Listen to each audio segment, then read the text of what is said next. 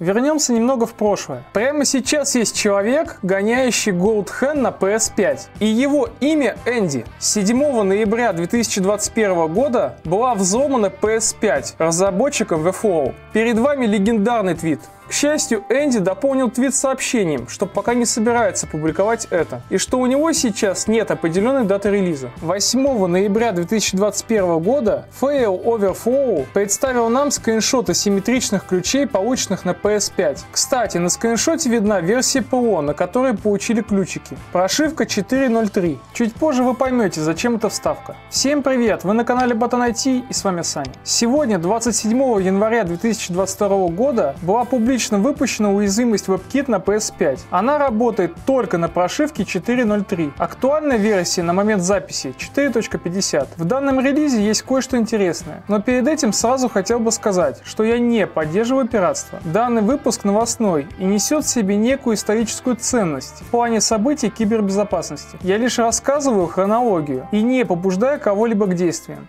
27 октября 2021 года CVS выпустил WebKit Exploit на прошивке 9.0 для PS4. И уже через 10 дней VFlow продемонстрировал дебаг настройки на PS5. Так вот, если почитать описание релиза от ChendaChap, то можно найти интересный абзац. Тут сказано, что за основу взят как раз таки WebKit Exploit от CVS, который, кстати, также не работает на PS5 с прошивкой ниже, чем 4.0.3. Как отмечается в статье, на PS5 используется более продвинутая защита по сравнению с PS4, а также более свежая FreeBSD 11. Однако ChendaChap совместно с другими разработчиками нашел обходные пути, которые позволили использовать код WebKit Exploit от CVS на PS5.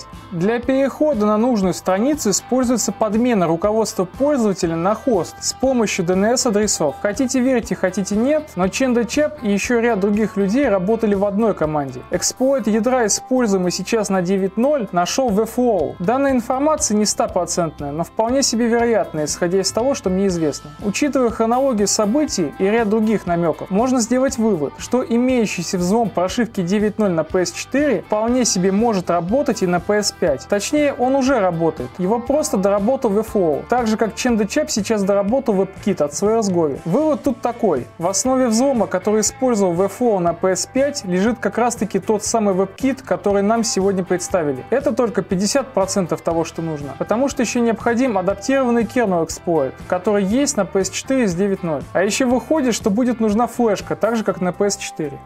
Касаемо даты релиза того, что показал VFlow. Честно, точной даты я не знаю, но кое-какая информация есть. Скажу так, собирать донаты на покупку PS5 я стал не случайно. Кстати, ссылочки в описании. Похоже, что 4.0.3 станет аналогом 1.76, которая была в свое время на PS4. Вот, собственно, мои рассуждения. Выводы делать только вам. И как всегда, спасибо за просмотр. Подписывайтесь на канал, ставьте лайки.